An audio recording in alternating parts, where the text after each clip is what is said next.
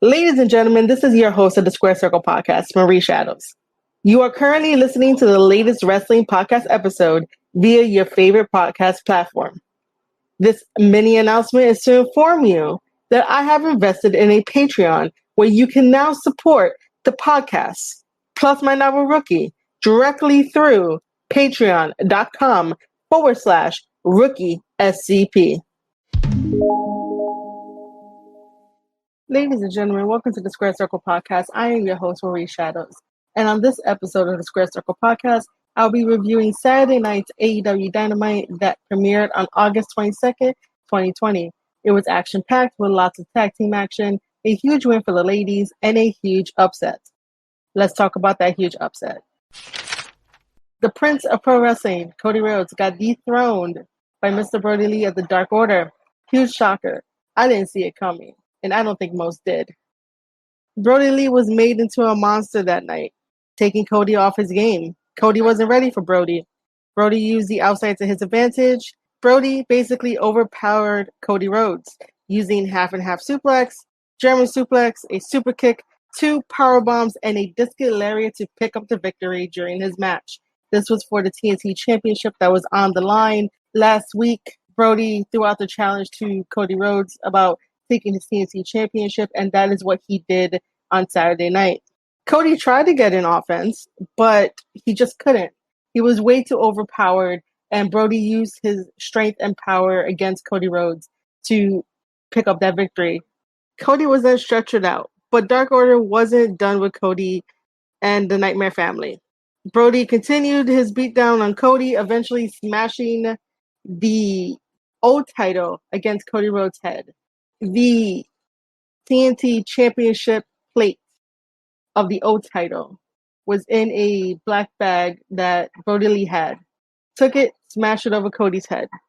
Then Brandy comes out to protect Cody so that way there's no more attacks on Cody. However, Anna Jay is given the green light to go and attack Brandy and put her in a sleeper hold until she passes out, and all the Dark Order members head to the back. And now the doctors and referees can tend to everyone in the Nightmare family and take them to the hospital if need be. In one segment, the Dark Order looked, felt, and was made aware to be powerful. For months, fans didn't understand the Dark Order. This night, they felt like a big threat, like how the Inner Circle started. Does this diminish Cody's impressive TNT Championship reign? Absolutely not. Cody decided to cut a schedule like no other, even if his body said no. His mind, his heart, and pride said yes. Cody gave amazing performances and showcased amazing challengers that needed a little spotlight. Cody delivered on all promises when defending his TNT Championship. He made undesirable to undeniable wrestlers that currently now have AEW contracts and exposures. Now the question is, how dark will the reign of the TNT champion, Mr. Brody Lee, be?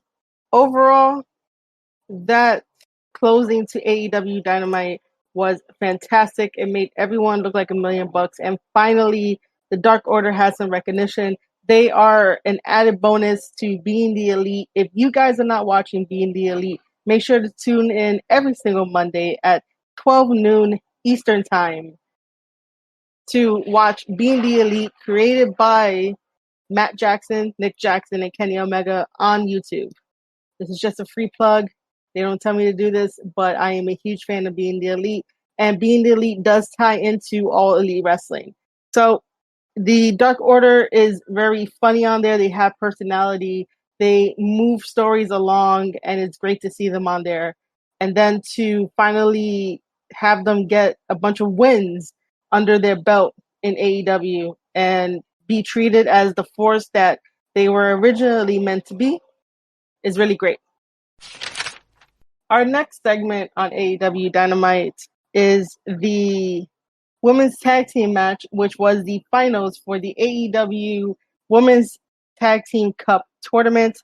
It was down to Diamante and Ivelisse teaming up against the Nightmare Sisters.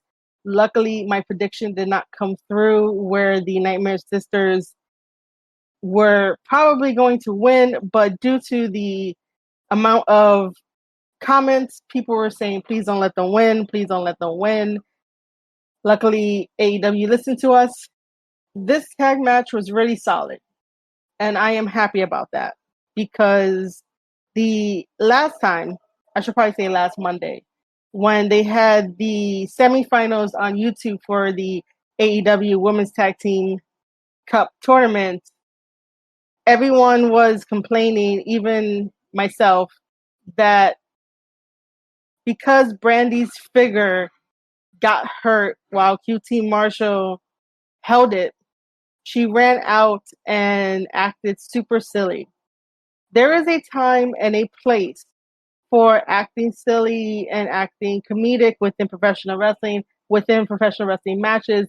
That was not it. When you're trying to promote a tag team tournament of this magnitude that the women have the focal point, you don't act like a kindergartner trying to still put over women's wrestling and still trying to promote AEW heels to be like, hey, I care about the women. I want them to be strong and I want them to, be as great as the men. But when you're constantly wanting to refer to your action figures or acting like a child because it got hurt, that sets a different tone and a different brand idea of what you think the women are all about. Like, these women put their bodies on the line, for years to get some type of recognition, to get some type of respect from the men and also their fellow peers. And you're out there making a mockery out of a tag team match that's supposed to be serious. I really did tweet out saying that Brandy is making it harder for me to legit defend the women's division of AEW because I know how special the women's division is and how authentic they are. But back to this match, I'm happy that it was a solid tag team match where Diamante and Ivelisse gave the Nightmare Sisters a run for their money and actually had them perform and try to step up to their level. Between the two of them, they have so many years under their belts and they're very great veterans of the ring. So if anything, I would listen to them. If they want to call stuff on the fly, I would definitely listen to them. The only thing I want to comment on this match is that, I've never told or typed out or tweet out to AEW to let them know to stop taking shots at WWE. I believe that if you take shots at your competitor, it's healthy, it's fun, it can get the other company to do amazing things, to go head to head with you and see, the fans who will want to watch more. However, I do not need Brandy kicking Ivelisse in the stomach just to butterfly her arms to tease us about doing a pedigree, because if you saw, the camera had panned to Dustin Rhodes and Dustin was saying to drop her. I'm guessing that it's going to be like she jumps and drops her. It's almost like a pedigree. But it's like, can you come up with your own original finisher? You don't need to poke the bear that hard. That to me is poking the bear a lot more than smashing the throne, because, you could just smash a prop. That's fine. Okay, great. You smashed a throne that represents Triple H. But to do someone else's move blatantly because you want to try to get a cheap pop or cheap heat, don't do it. Do something else. You're more than capable of coming up with your own move. There's a lot of material out there to study to make a move that no one has ever seen before. Take risk, be daring. You don't have to do a spear and then try to do a pedigree. I'm happy that Diamante and Ivelisse won that tag team tournament. Maybe now we can have some more feuds within the women's division, but let me gather all of my thoughts together. And in the next podcast episode, it would definitely be dedicated to everything AEW women. That might take a little bit longer. So if you guys are very interested in that, just make sure to send me messages to keep me on track so I can give you guys updates. But that might take a little bit longer for me to get my thoughts together to provide you guys with value. We get an amazing promo from Thunder Rosa, who is the NWA Women's Champion. She sends AEW a promo calling out Hikaru Shida, saying that all she wants to do is fight Sheeta at All Out, take the AEW Women's Championship, and that is it. She's not there to have a party. She's not there for anything else. She is there for that championship. And the way that she delivered the promo, I was in awe. It was amazing. And I was definitely hooked. And I really want to see how that match goes down at All Out. Welcome to AEW Thunder Rosa. After that, I want to talk about the Dark Order versus the Elite.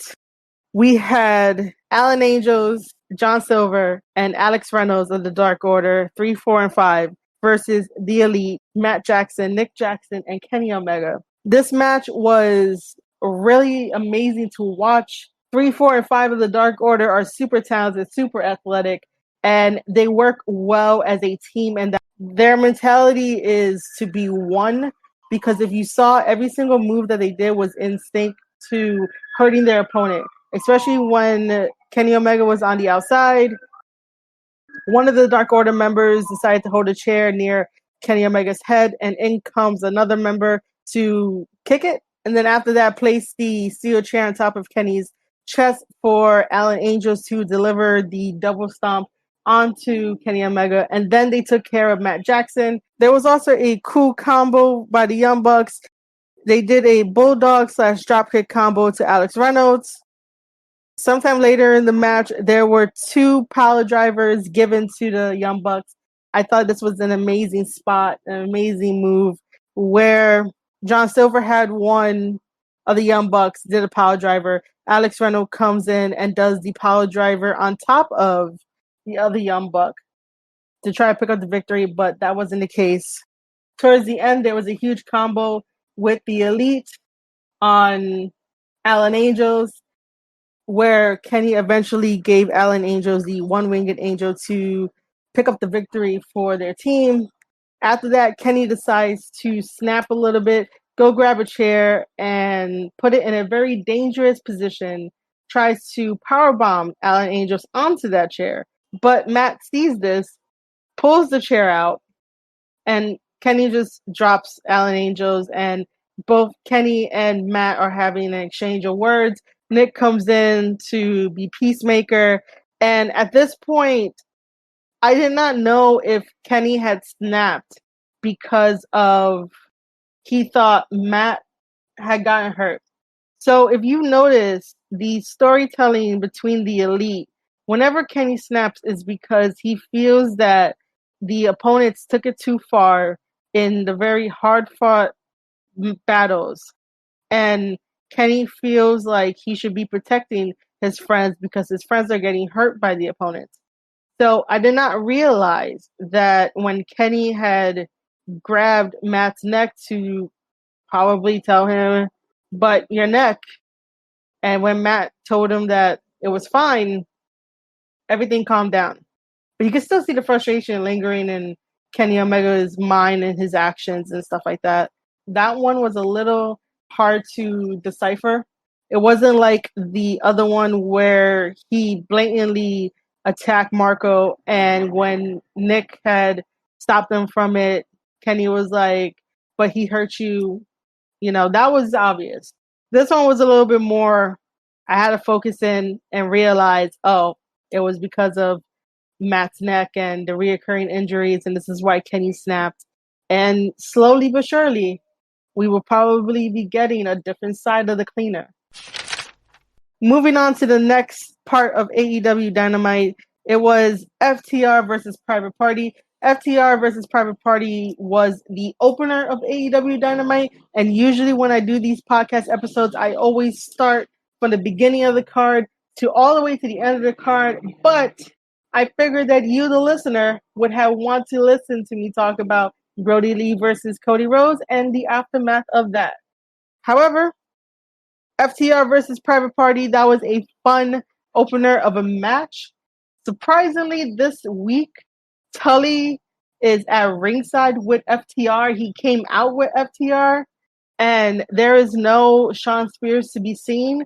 I don't know if this means that Shawn Spears and Tully's relationship is done or just put on hold for now, and Tully has aligned himself with FTR. And FTR makes a very great point that if you want to get gold in this business, you align yourself with Tully Blanchard and you go straight for that. You stay on the path that he has created for you because he knows the ins and outs on how to get gold around your waist. So FTR is all about business. FTR is all about getting the tag team gold, and nothing is going to stop them. Not even Private Party. FTR really pushed Private Party to bring out their best, and I need to see more FTR versus Private Party matches. FTR is a great addition to All Elite Wrestling because they have a really high standard of tag team wrestling that pushes the other tag teams in the division. Whether or not they have the tag rope, but their knowledge and their skills and their storytelling elevates any other tag team as well as themselves. So I really appreciate FTR for being in AEW and working with the guys and providing amazing matches. There is one little thing I do want to talk about in this match. FTR is on the outside. They are regrouping. Cash jumps up onto the apron, holds the tag rope.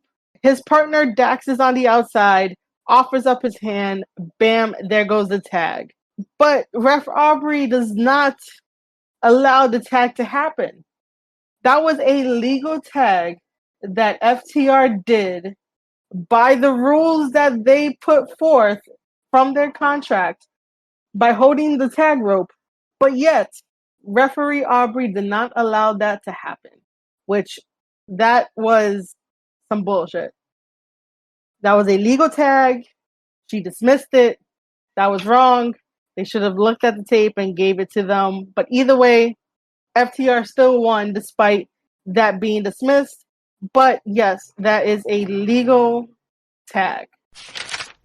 After that, I do want to talk about the FTR and Hangman segment. Hangman is already upset, came into the interview of FTR and Tully and was just like, why'd you guys do what you did? And the way that FTR delivers the story to Hangman makes a lot of sense. And it's very scary because as they're telling the story of that they felt very disrespected, it was Tag Team Appreciation Night, the Rock and Roll Express turned their backs on them. That's why they had to fake an injury. That's why they had to do this. You know, they chalk it up to it's just business. And sometimes in the wrestling business, that's all it is. It's business. It's not personal.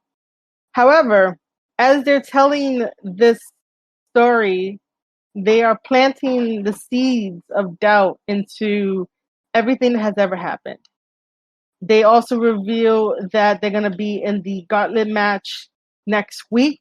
And in this gauntlet match, it is to determine who goes to All Out to face Kenny Omega and Hangman Adam Page for the AEW World Tag Team Championships.